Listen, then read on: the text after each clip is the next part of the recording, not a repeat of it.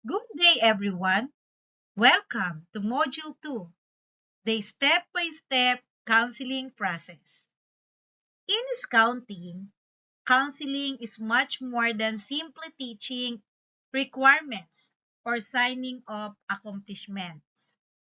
It is a process of guiding, mentoring, and supporting scouts as they learn new skills, overcome challenges, and develop their full potential. As a leaders, counselors, and mentors, we play a significant role in helping scouts grow not only in knowledge and abilities, but also in character, leadership, responsibility, and confidence. So these modules will introduce us to the step-by-step counseling process and the best practices that make counseling effective. We will explore how to build trust, communicate effectively, ask meaningful questions, provide guidance, and help scouts achieve their goals while maintaining the values and principles of Scouting. By understanding and applying these counseling techniques, we can create positive learning experiences that inspire Scouts to become responsible leaders and productive citizens. So let us begin our journey through the step-by-step counseling process and discover how effective counseling can make a lasting difference in lives of our scouts. Our objectives are explain the step-by-step merit badge counseling process, identify the responsibilities of the counselors during the initial interview, prepare scouts for successful completion of marriage badge requirements. Next is differentiate the role of guidance from that of a teacher. Apply effective coaching techniques and ask questions that encourage learning. Last is follow online safety and to deep leadership guidelines during virtual counseling. Ngayon naman po ay pag-usapan natin ang first step in advancement sa Boy Scouting. So meron tayong 4 na hakbang at ito ay ginagamit sa lahat ng rank advancement na nagsisilbing gabay upang matiyak na matuto at umunlad ang bawat scout. So number 1 ay ang preparation. The scout learns. So, dito, nagsisimula ang pagkatuto ng scout.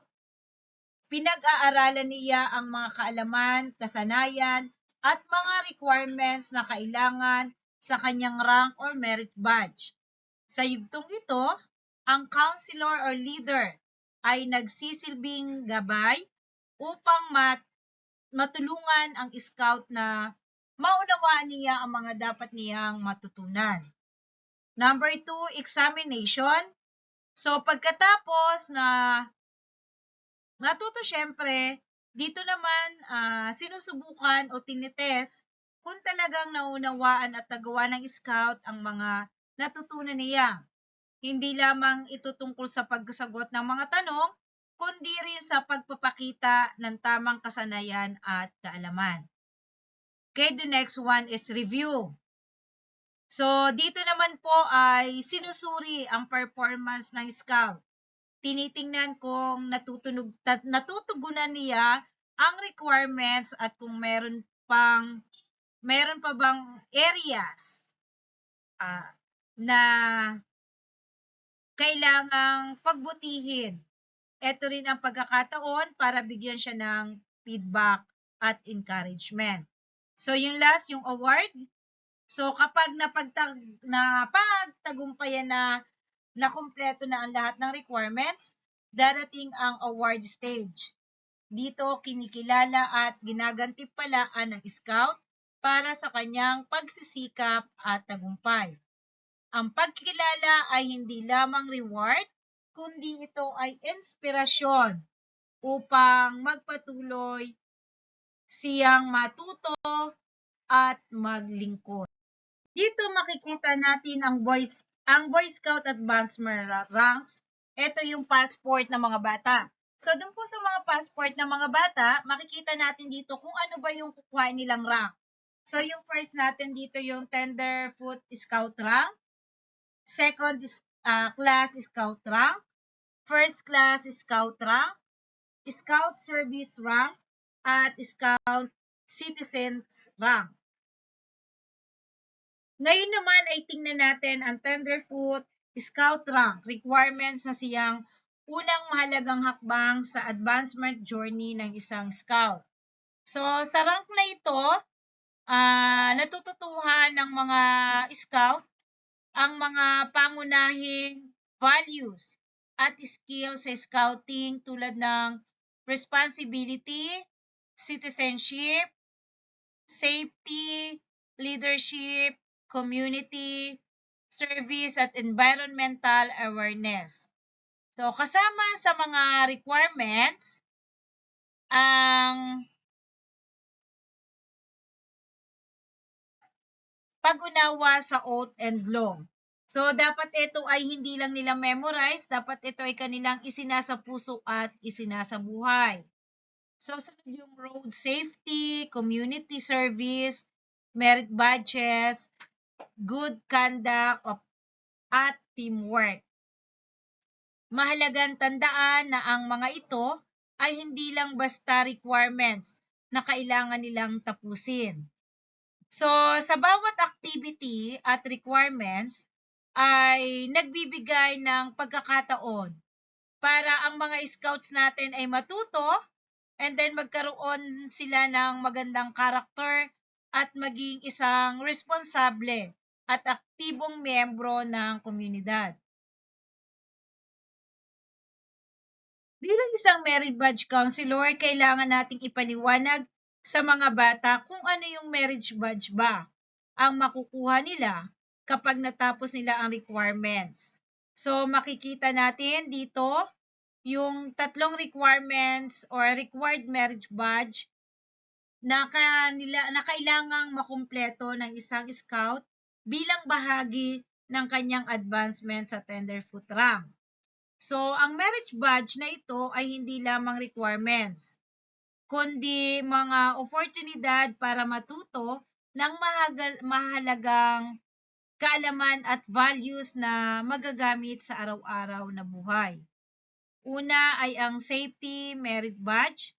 Dito nila natututuhan ng scout ang kahalagahan ng pagiging maingat at paghahanda sa mga sakuna at pagsunod sa mga safety rules upang maprotektahan ang mga sarili nila at ang iba. So, pangalawa, ang citizenship. So, nakatuon ito sa pagiging responsableng mamamayan. Natututuhan ng scout ang kanyang mga karapatan at tungkulin, pati na rin ang kahalagahan ng pakikilahok sa komunidad at pagmamahal sa bayan. Halimbawa na lang dito ay ang pag-attend nila ng flag ceremony. So, ang panghuli ay ang Filipino Heritage Merit Badge. Sa Merit Badge na ito, mas napapalalim ang pag-unawa ng scout sa ating kultura, kasaysayan, tradisyon at mga pagpapahalagang Pilipino. So, layunin nitong mapaunlad ang pambansang identidad or identity at pamana. Halimbawa na lang nito ay ang mga pagbisita sa mga museum.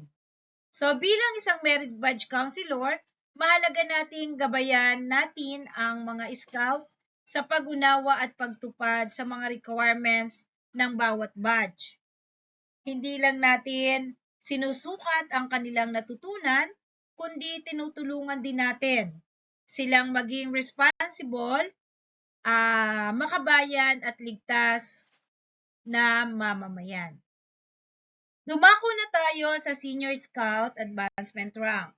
Tulad din sa Boy Scouts, ang bawat rank na yan ay may nakaakibat na mga requirements na kailangan nilang ma-complete bago makuha ang inaasam nilang merit badge at rank. Pag-usapan natin yung requirements sa membership badge ng Senior Scouting. So, bago maging ganap na Senior Scout, kailangan maipakita ng Scout ang kanyang kaalaman sa mga pangunahing prinsipyo ng Scouting.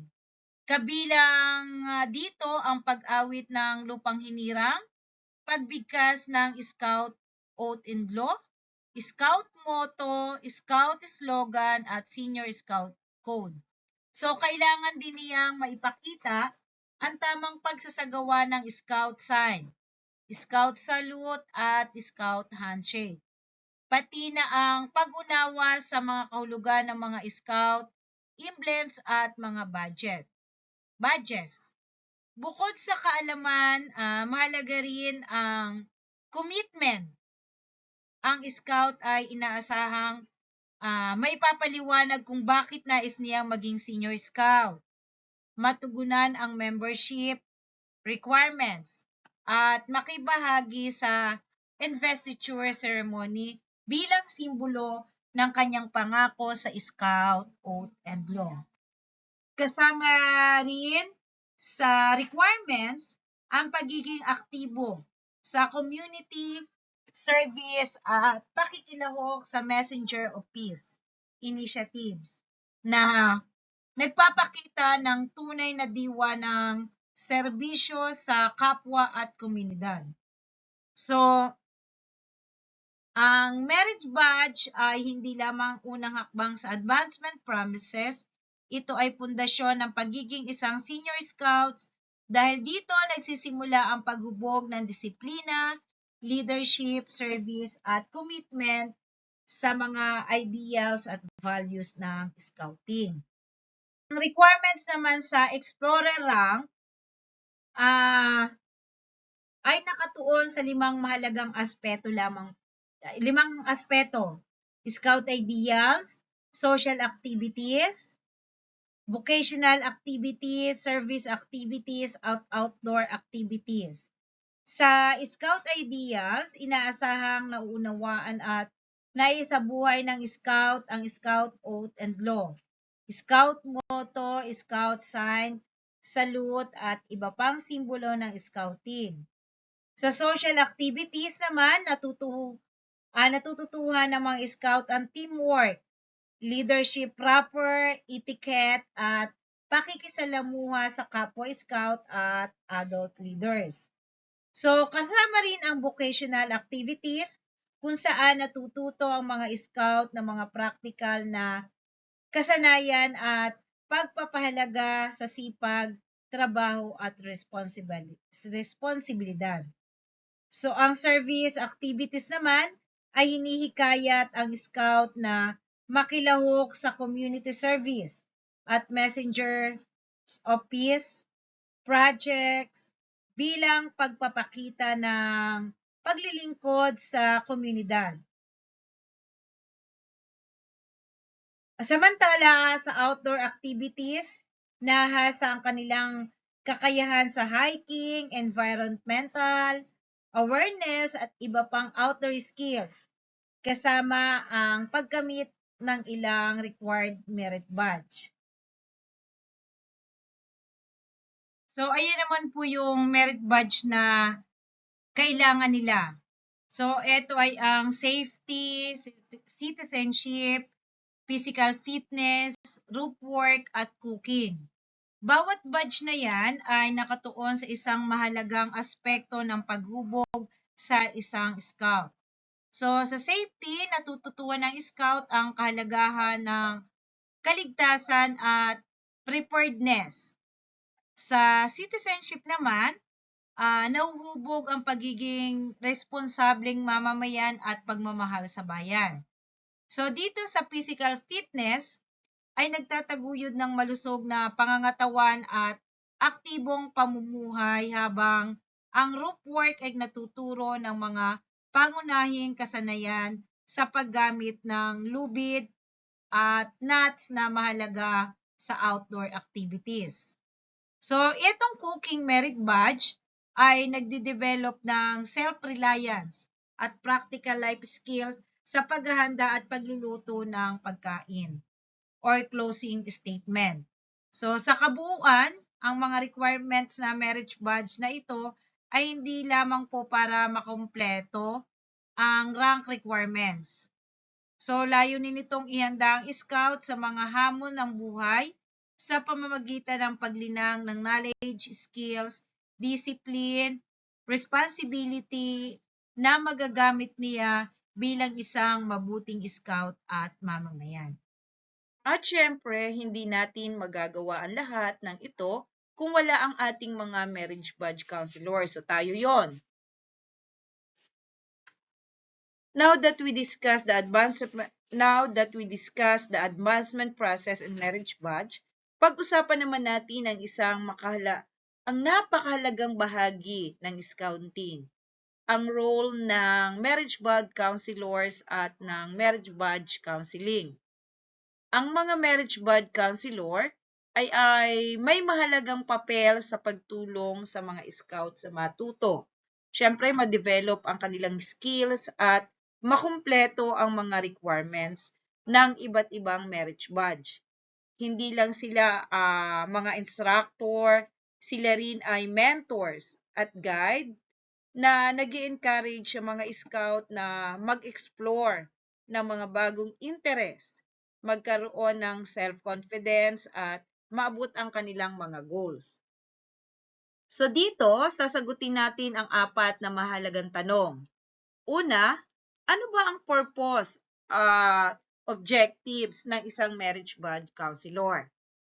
Tatalakayin natin dito kung paano nila gagabayan or ginagabayan ng mga scout at sinusuportahan ang kanilang personal growth. Pangalawa, paano ba isinasagawa ang effective marriage badge counseling? So, titingnan natin ang tamang proseso, communication techniques at best practices sa pakikipagtrabaho sa mga scouts. So, pangatlo, sino nga ba ang kwalipikadong maging marriage badge counselor? Susuriin natin ang mga kwalifikasyon or qualification, experience, at responsibilities na kailangan para sa mahalagang posisyon na ito. So, ang panghuli dyan ay ilang marriage badge ba ang maaaring hawakan ng isang counselor? Lilinawin natin ang scope ng kanilang responsibilities at ang kahalagahan ng pagbibigay ng dekalidad na guidance sa bawat scout. Ngayon, napag-usapan na natin ang role ng marriage badge counselor. Tingnan naman natin ang mga katangian at qualification na dapat taglayin ng isang mahusay na counselor. Una, ang isang marriage badge counselor ay dapat may good character. Ibig sabihin nito, siya ay may magandang asal, integridad at magandang halimbawa para sa mga scouts. So, pangalawa, dapat kaya niyang makuha ang tiwala. Ito yung pinakamahalaga po May tiwala sa atin yung kabataan. Mas nagiging epektibo ang pagtuturo kapag komportable at may confidence ang scout sa kanyang counselor. So, mahalaga rin na may tiwala ang mga magulang sa counselor. Ito yung mahalaga Ang trust ng parents ay nagbibigay ng assurance na ang kanilang mga anak ay nasa mabuting gabay at tamang environment. Dapat din ay may sapat na kalaman sa scouting. Hindi lamang sa marriage badge requirements, kundi pati na rin sa values, principles at methods ng scouting movement. Isa pang mahalagang kwalifikasyon ay ang pag-unawa sa philosophy ng marriage badge program. Ang layunin nito ay hindi lang makakuha ng badge, kundi matuto, mag-develop ang skills at ma-discover ng scout ang kanyang mga interes at potential. So, ang counselor ay dapat handang makipag-ugnayan sa iba pang mga merit badge counselor at lumahok sa mga training activities. So, kaya nga 'di ba, sa isang school dapat marami tayong mga marriage badge counselor, and then kapag wala yung skills na yun sa atin, pwede tayong pumunta sa ibang school na meron sila doon. Sa ganitong paraan, patuloy siyang natututo at napapahusay ang kanyang counseling skills.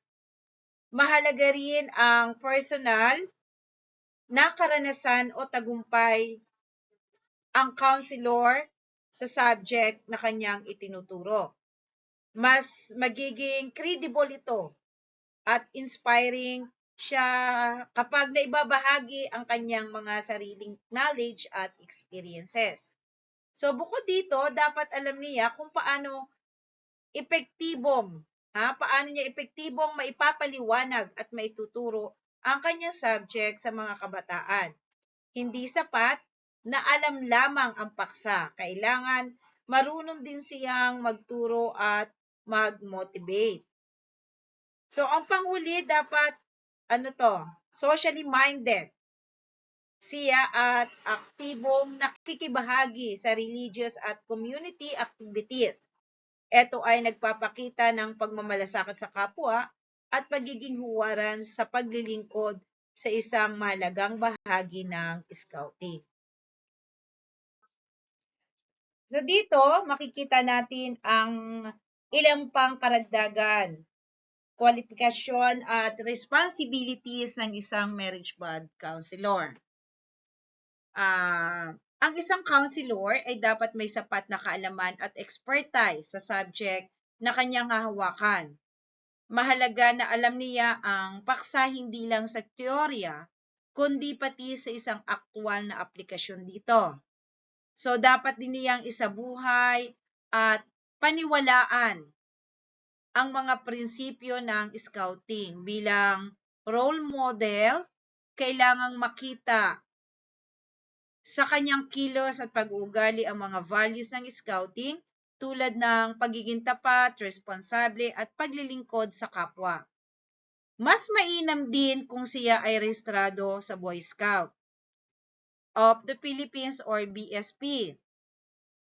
Ito ay nagpapakita ng kanyang commitment at pagsunod sa mga patakaran at standard ng organisasyon. So, isa pang mahalaga, katangian ay ang pagkakaroon ng tiwala ng mga magulang. Kapag may confidence ang mga magulang sa counselor, mas magiging komportable silang ipagkatiwala ang paghubog at paggabay sa kanilang mga anak. So, dapat ding nauunawaan at tinatanggap ng counselor ang layunin at filosofiya ng marriage bond scheme. So, ang focus nito ay hindi lamang matapos ang requirements, kundi matulungan ng scouts na matuto, matuklasan ang kanilang talento, at ma-develop ang kanilang potential. So, mahalaga rin na basahin natin, unawain, at maging pamilyar tayo sa lahat ng mga requirements ng merit badge sa a-applyan natin para sa ating mga scouts. Bilang isang counselor, responsibilidad nating tiyakin na tama at patas ang evaluation sa bawat scout. So, ang counselor daw ay dapat din aktibong sumasali. Katulad nito, di ba, nagtitraining tayo. So, aktibong sumasali sa mga training activities upang patuloy na madagdagan ang kaalaman at mapabuti ang kanyang paraan ng pagtuturo ng scout, ng pagtuturo at ng counseling.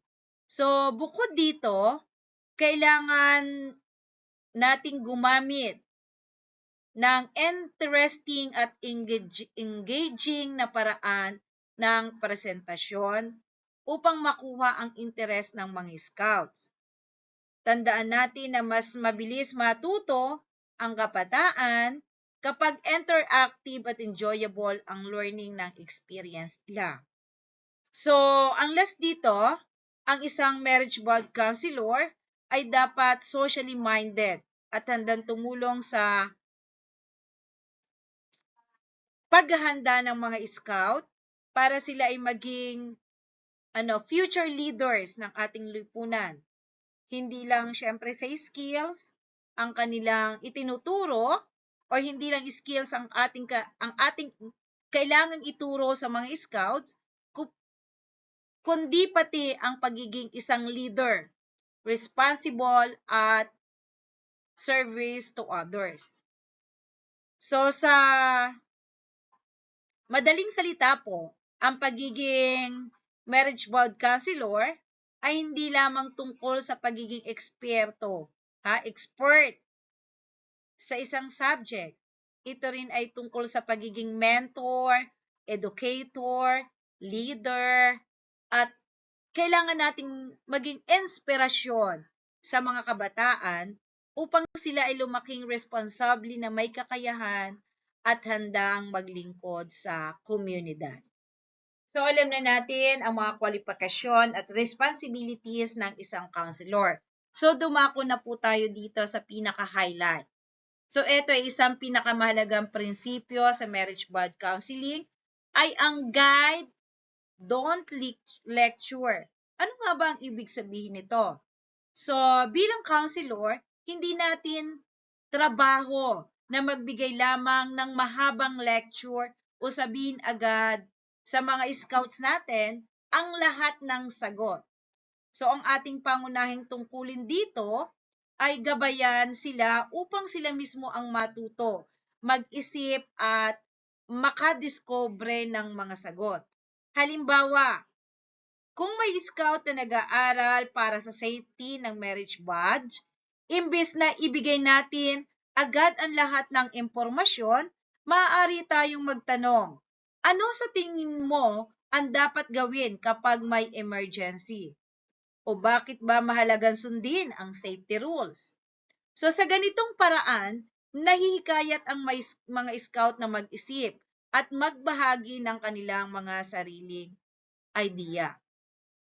Ang counseling ay dapat interactive, magtanong, makinig, magbigay ng feedback, at hikayatin ang isang scout na mag-explore at matuto mula sa kanyang sariling karanasan. So mas tumatata kasi ang kaalaman kapag ang scout mismo ang nakatuklas at nakaunawa nito. So tandaan po natin na ang layunin ng marriage board counseling ay hindi lamang natatapos palagi sa requirements. So ang tunay na layunin talaga nito ay matulungan ng scout na magkaroon ng bagong kaalaman, kasanayan, at kumpiyansa sa sarili. Let's look at one of the most effective methods used in teaching and counseling scouts, the tell, show, do, and check method. This method ensure na hindi lang nakikinig ang scout, kundi talagang naiintindihan at napapractice at natututuhan niya ang skill o knowledge na kailangan para sa kanyang advancement. So, bilang marriage badge counselor, hindi sapat na sabihin lamang natin kung ano ang gagawin. Kailangan din nating ipakita, bigyan ng pagkakataon ng scout na gawin ito at tiyaking tama ang kanyang mga natutuhan sa pamamagitan ng tell, show, do, check approach na mas interactive, mas meaningful at mas effective ang learning experience ng bawat scout.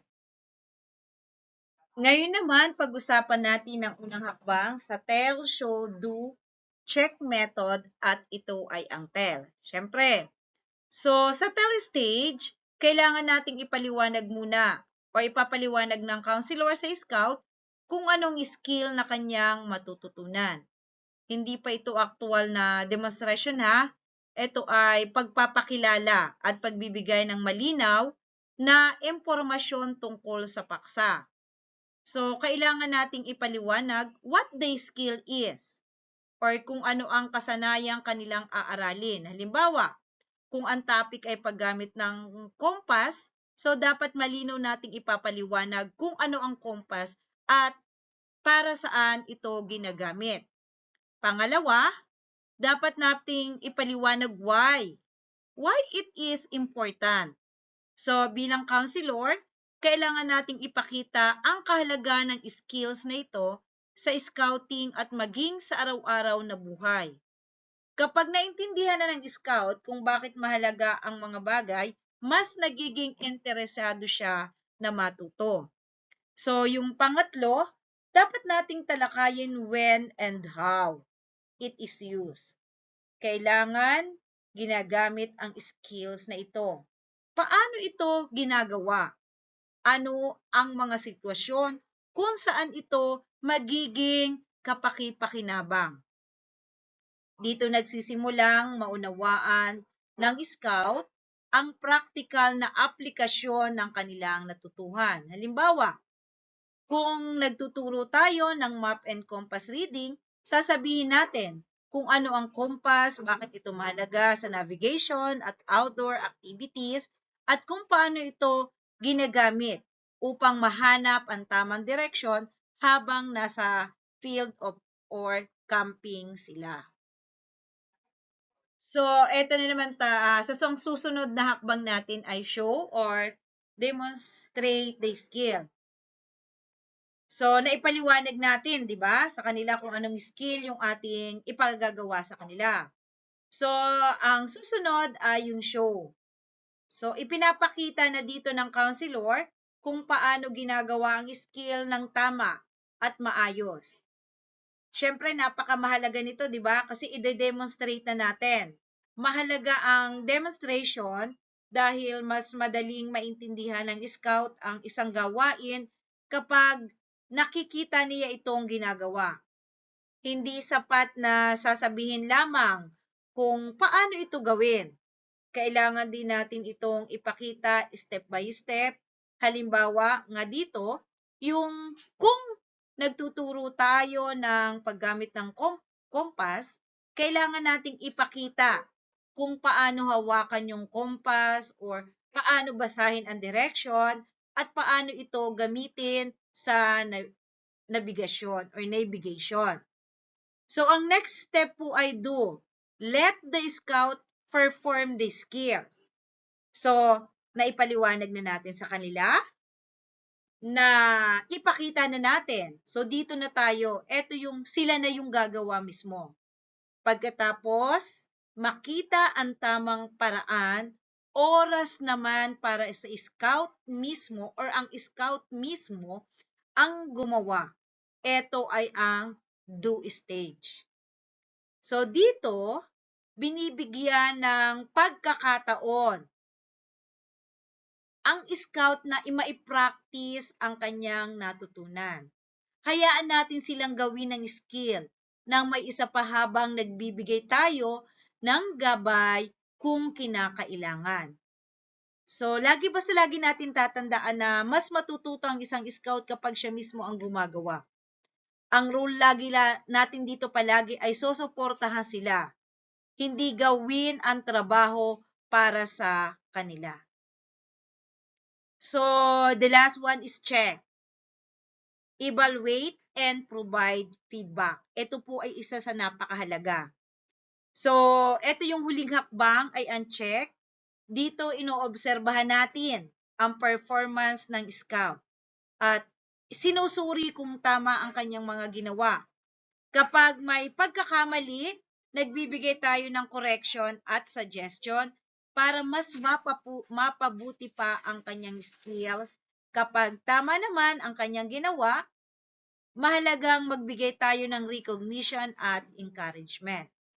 So, ang feedback ay dapat maging constructive. Ang layunin, tulungan silang matuto at magkaroon ng confidence. Hindi para paunahin lamang ang kanilang or punahin lamang para hindi punahin lamang ang kanilang pagkakamali. Isa pang mahalagang technique sa marriage badge counseling ay ang paggamit ng open-ended questions. Ito ay mga tanong na hindi masasagot ng simpleng yes or no, kundi nangangailangan ng paliwanag, opinion o sariling pagsusuri mula sa scout. So ito po ay lagi na natin ginagamit sa ating trabaho. So bakit nga ba mahalaga ito? Dahil ang layunin natin bilang counselor ay hindi lang magturo ng impormasyon, kundi tulungan ang mga scout na mag-isip, magsuri, at matuto mula sa kanilang mga sariling karanasan. Ang first dito ay encouraging critical thinking. So, una, ang open-ended question ay nakaka-encourage ng critical thinking sa halip na magbigay agad ng sagot. So, hinihikayat natin ang mga scout na pag-isipang mabuti ang sitwasyon at maghanap ng sarili nilang solusyon. So, halimbawa, sa halip na itanong natin na, is safety important? So, maaari nating itanong na paano makakatulong ang safety practices sa isang camping activity. So, ang sunod ay develop communication skills. So, nadidevelop nito ang communication skills ng mga scout. Habang sinasagot nila syempre ang mga tanong, natututo silang magpahayag ng kanilang ideya ng malinaw at maayos. So third, build confidence in expressing ideas. So dito naman nakakatulong para magkaroon sila ng confidence sa pagbabahagi ng kanilang opinion at karanasan. Kapag nakakaramdaman or nararamdaman nilang pinakikinggan sila, mas magiging aktibo sila sa discussion. Okay. Next, learning through reflection and discussion. So, natututo ang mga scout sa pamamagitan ng reflection at discussion. Hindi lang nila minimemorize ang impormasyon, kundi inuunawa nilang mabuti kung paano ito na-a-apply sa totoong buhay.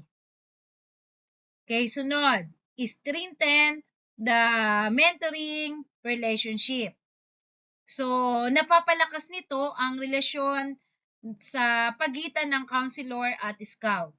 Kapag may magandang usapan at aktibong pakikinig, nagkakaroon ng tiwala at mas magiging epektibo ang mentoring process. Dumako naman natin at pag-usapan ang Board of Review or BOR. Ito ay isa sa mga mahalagang bahagi ng advancement process ng isang scout. So, what does a BOR do? So, pag sinabi nating BOR, ang Board of Review ay mayroong dalawang pangunahing layunin. Una, nire-review nito ang kabuuang advancement experience ng scout.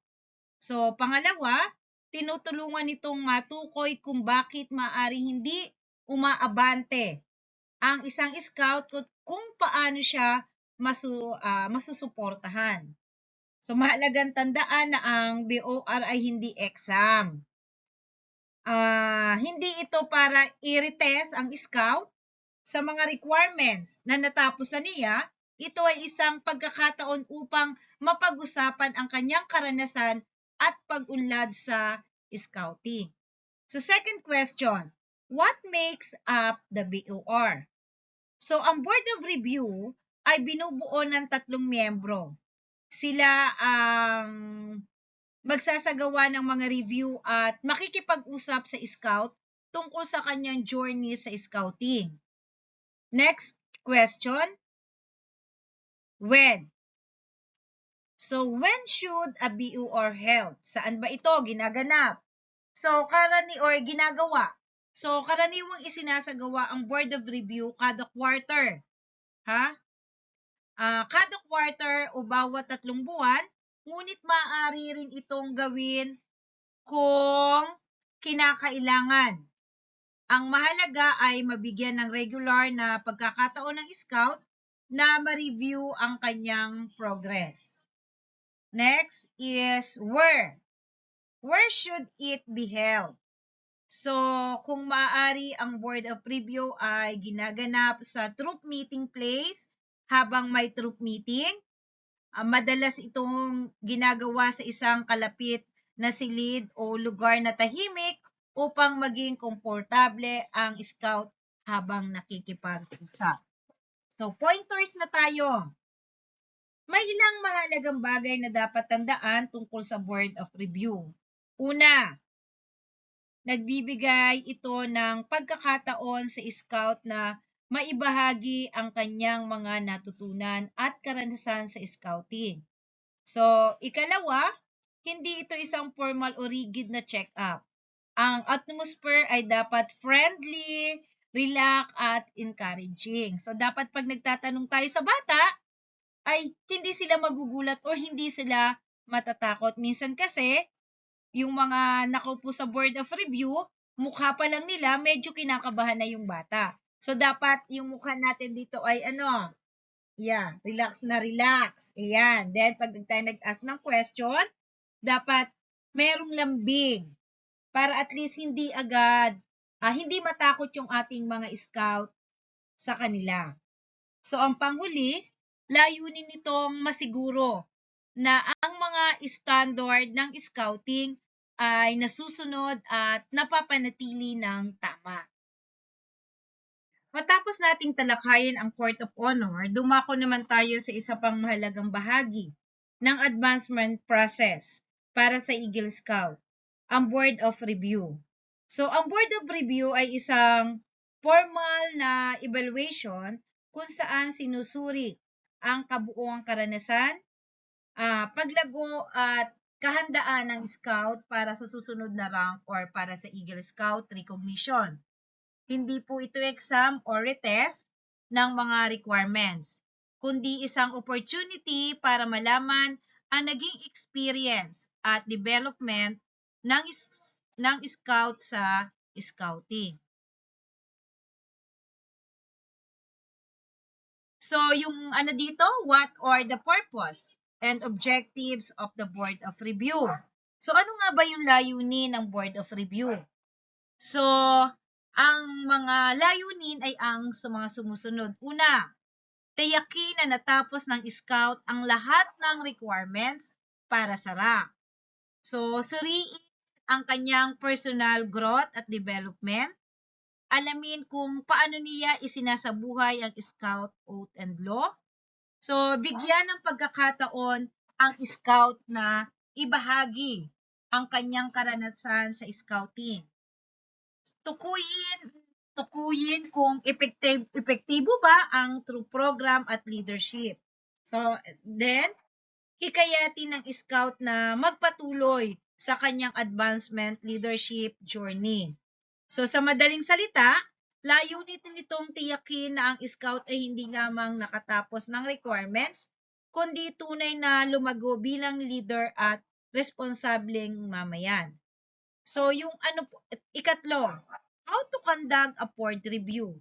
Paano nga ba natin isinasagawa ang board of review? Una, maghanda ng board members na kwalipikadong magsasagawa ng review. Imbitahan ng scout na sa isang komportable at maayos na setting. Magkaroon ng friendly at respectful conversation.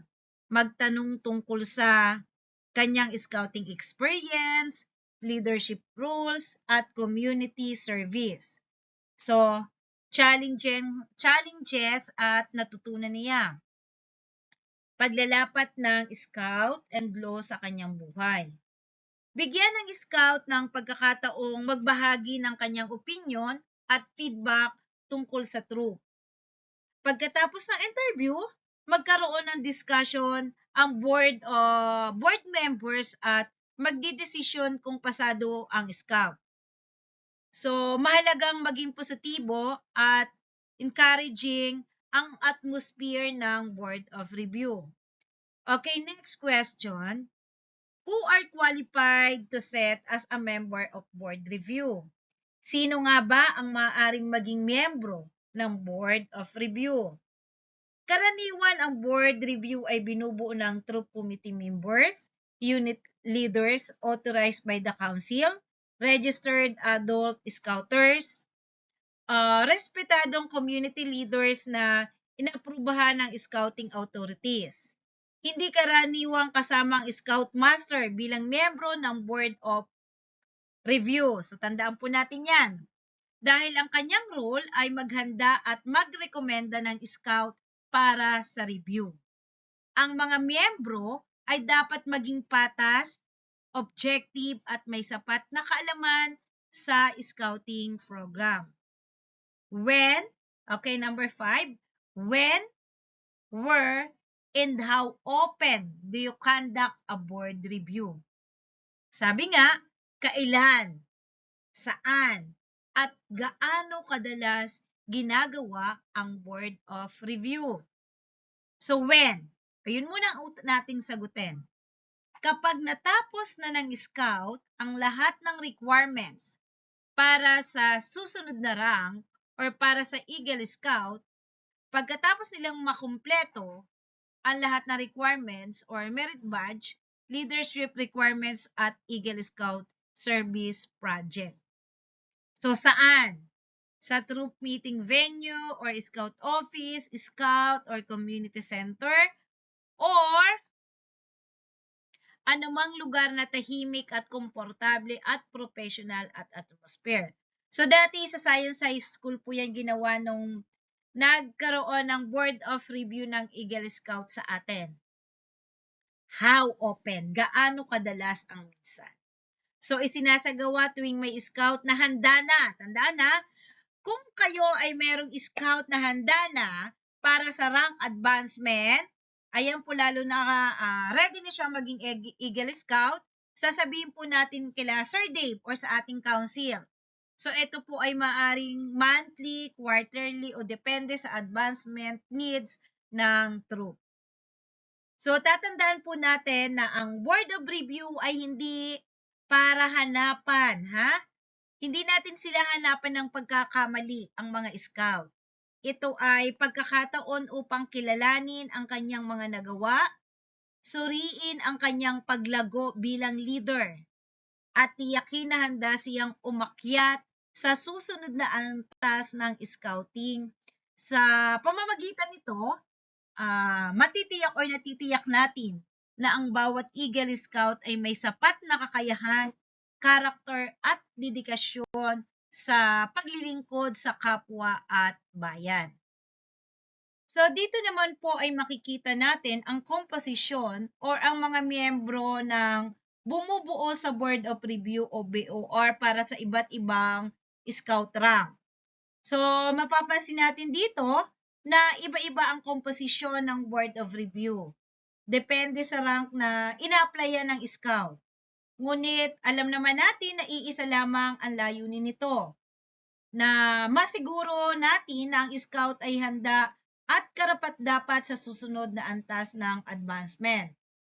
Para sa explorer, pathfinder at outdoors rank, ang chairperson ay isang unit leader na hindi bababa sa wood badge holder.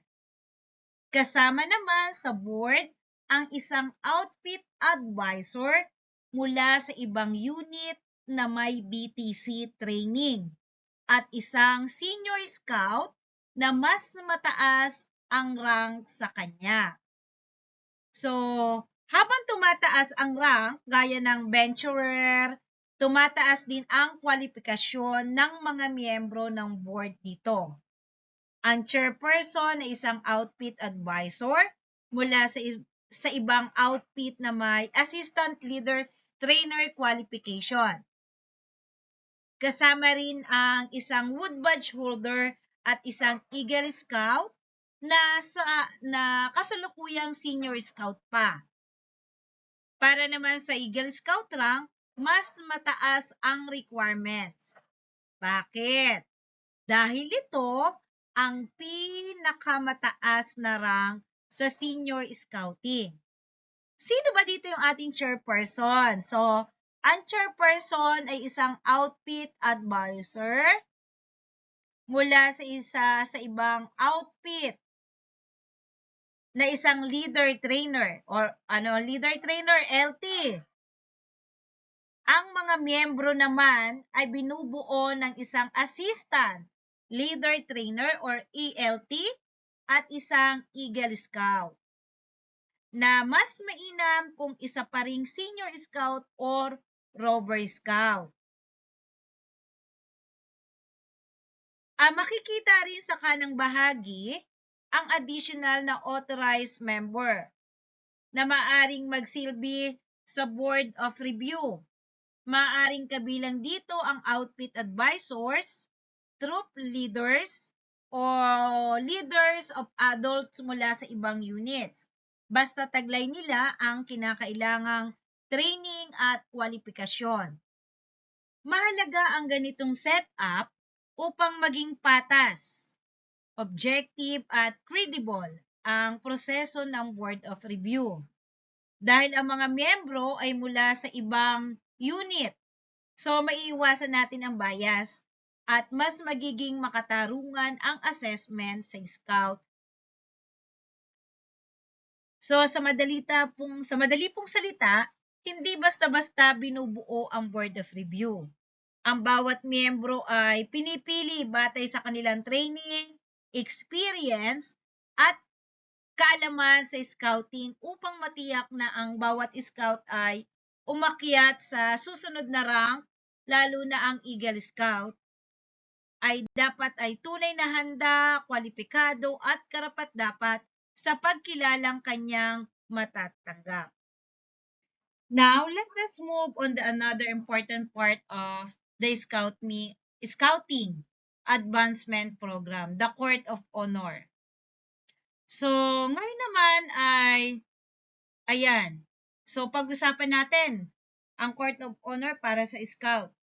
Ito rin ay isa sa pinakamalagang seremonya sa Scouting dahil dito, kikinikilala at ipinagdiriwang ang mga achievement ng ating Scouts. So, syempre, yung first, the question, what is the Court of Honor? Ano ba yung Court of Honor na yan? So, ang Court of Honor po, ito ay isang special na recognition ceremony kung saan ipinagkakaloob ang mga badges. O ito na yung awarding or reward, ranks, medal, at iba pang award sa mga scouts. Ito ay hindi lamang simpleng awarding ceremony, kundi isang pagkakataon upang kilalanin ang kanilang sipag, tiyaga, dedikasyon at tunay na at mga tagumpay sa scouting. So sa madaling salita po, ang court honor isang pagdiriwang ng accomplishment ng ating mga scout. What does it aim to accomplish? Ano-ano daw yun? Ano naman ang layunin ng Court of Honor? So ang Court of Honor po ay naglalayong kilalanin ang mga achievement ng scouts. Magbigay ng inspirasyon sa iba pang scouts na magpapatuloy sa advancement. Palakasin ang moralidad at motibasyon ng kabataan. Hikayatin ang aktibong pakikilahok sa ating scouting activities. Ipakita sa mga magulang at komunidad ang mga nagawa ng scouts. Itaguyod ang Scout Oath and Law sa pamagitan ng pagkilala sa mabubuting halimbawa. Kapag nakikita kasi ng mga scouts na pinahalagahan ang kanilang mga pinaghirapan, mas lalo silang nag-iingganyong magpatuloy at mag-excel sa programa. Who are the members of the Court of Honors? Siyempre, sino-sino ba ang bumubuo sa Court of Honor?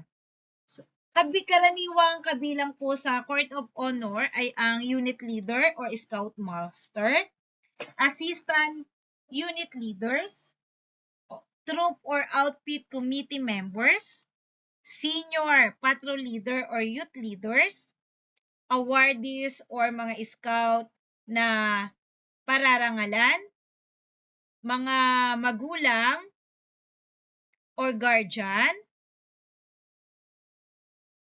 invited guests, community leaders.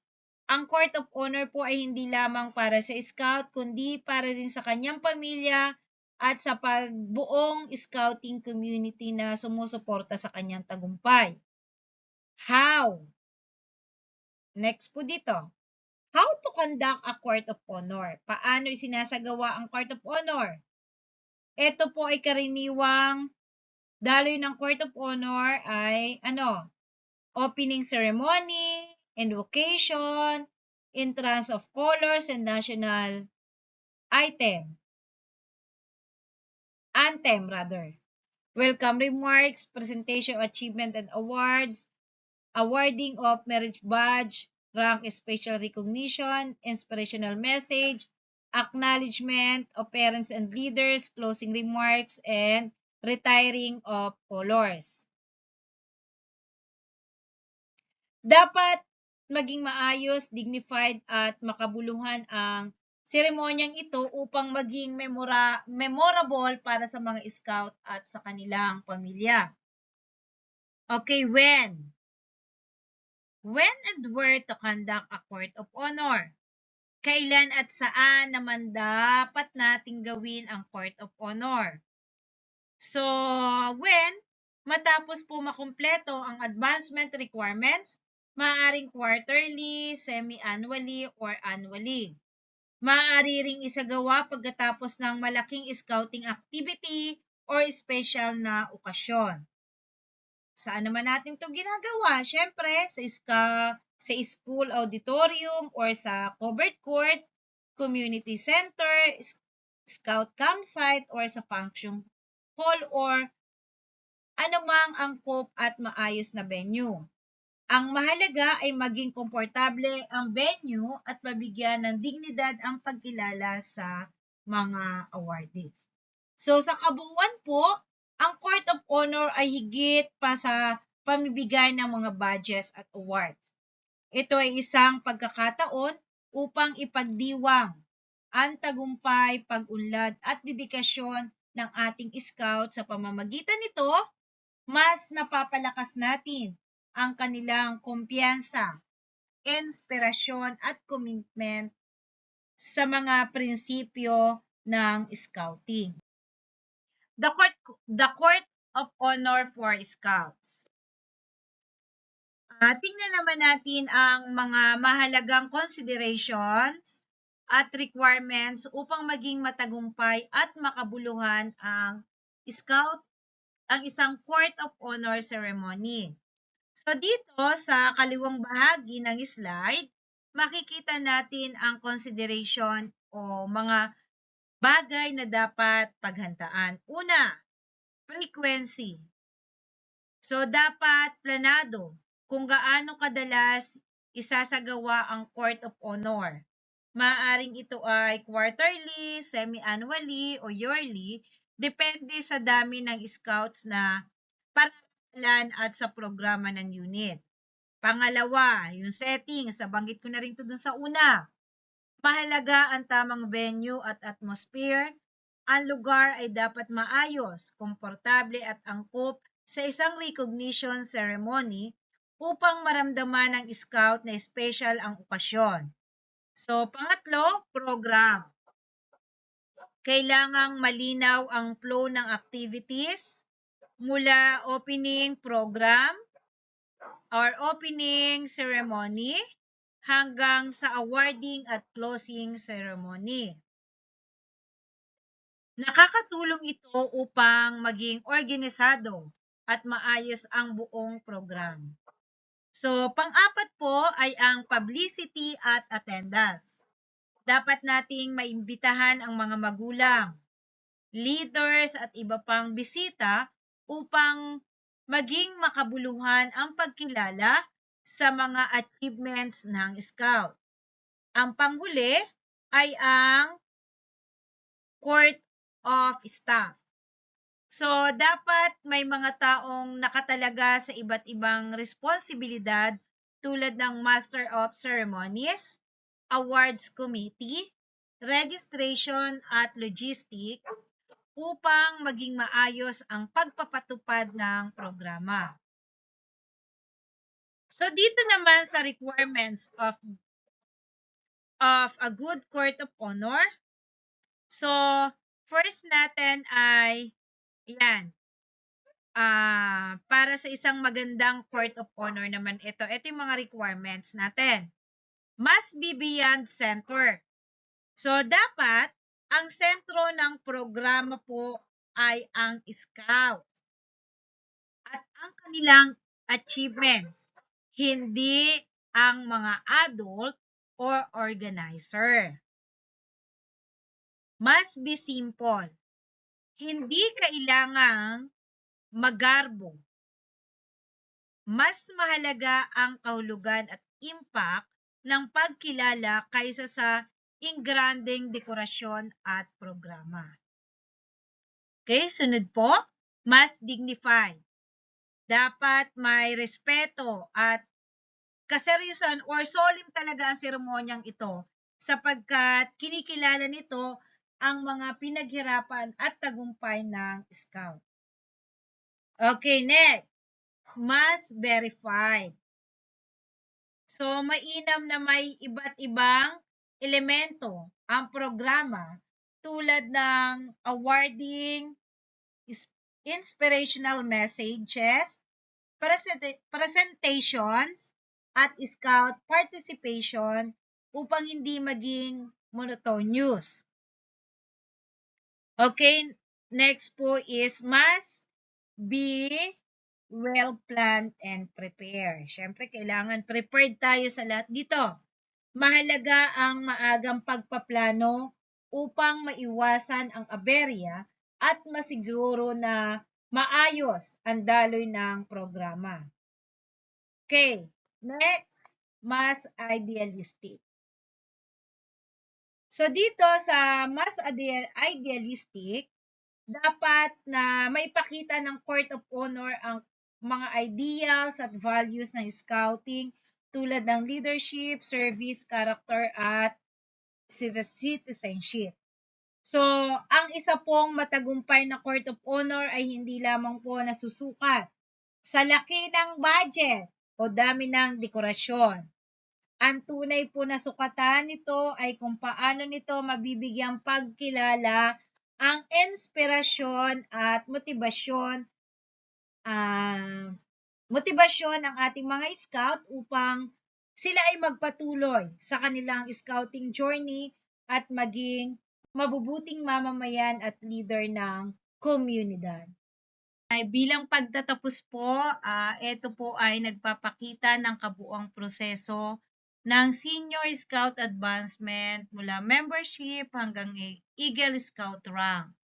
So makikita natin ang bawat advancement ay dumadaan sa mga proseso or mahalagang hakbang. Ito yung pera na kung tawagin. Preparation, examination, review, at award. So ulitin ko po, ang preparation stage ay ang scout ay natututo sa pamamagitan ng self-study, tulong ng kapwa, scouts, at gabay ng adult leader.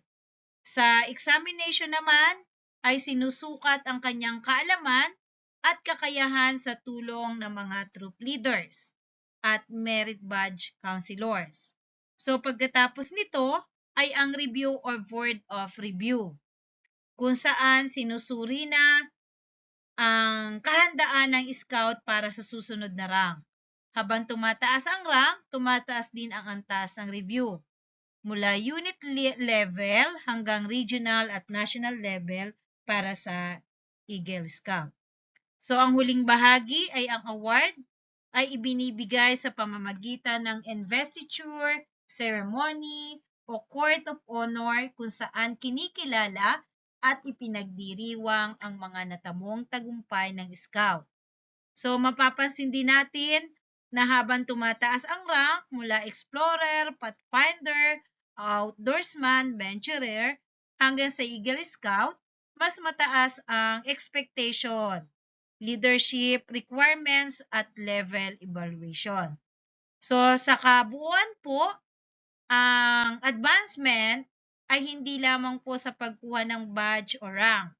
Ito ay isang proseso ng pagkatuto at paghubog ng karakter, pagpapaunlad ng leadership skills at paghahanda sa bawat scout upang maging responsible, produktibo, at makabayang mamamayan. Sa bawat rank ay isang hakbang patungo sa pagiging ganap na scout leader at sa pinakamataas na pagkilala. Ito ay ang hinahangad ng halos lahat na scout, ang pagiging Eagle Scout. As we come up to the end of our discussion, I would like to leave you with an inspiring message from the founder of Scouting, Lord Baden-Powell. Baden-Powell reminds us that the marriage badges were never intended to be merely awards or decoration. They were created to help young people discover their interests, develop valuable skills, and explore hobbies and crafts that may one day become a vocation or lifelong passion.